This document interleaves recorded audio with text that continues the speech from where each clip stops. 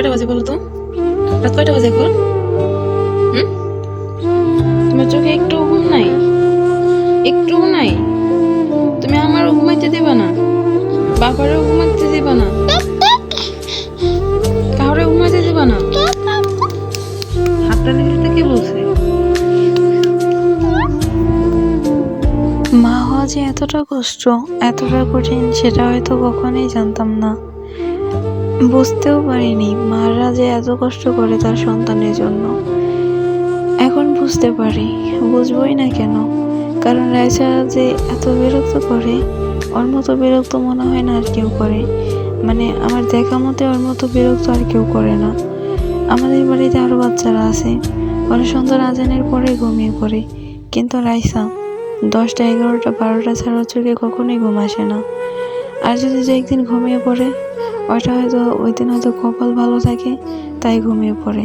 তাছাড়া ওর যে 15 দিন, ওর যখন 15 দিন, ওই দিন থেকে যে ওই কান্না শুরু করছে, মানে ওই দিন থেকে যে শুরু করছে এই 15 মাস এখন পর্যন্ত ওই ওই বিরক্তটাই করে।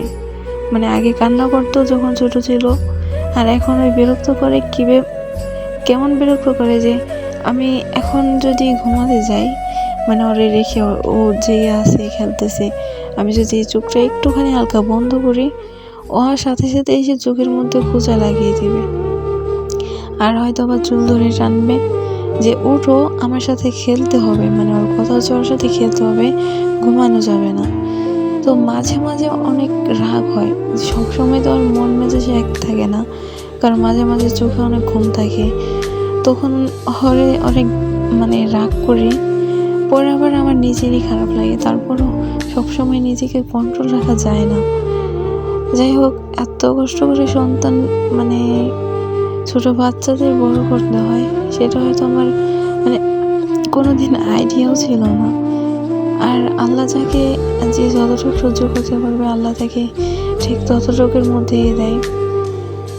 তবে রাইসা এমনিতে অনেক দুষ্টুমি করে, মানে সবাইকে অনেক আনন্দ দিয়ে রাখে সবসময়। ওর এই জিনিসটা অনেক ভালো লাগে, কিন্তু মাঝে মাঝে রাগ হয় যে যখন ও বেশি বিরক্ত করে আমার সাথে। যাই হোক, কথা বলতে বলতে ঘুমিয়ে পড়ছে মেয়েটা আমার। তো এখন রাত 10:30 বাজে।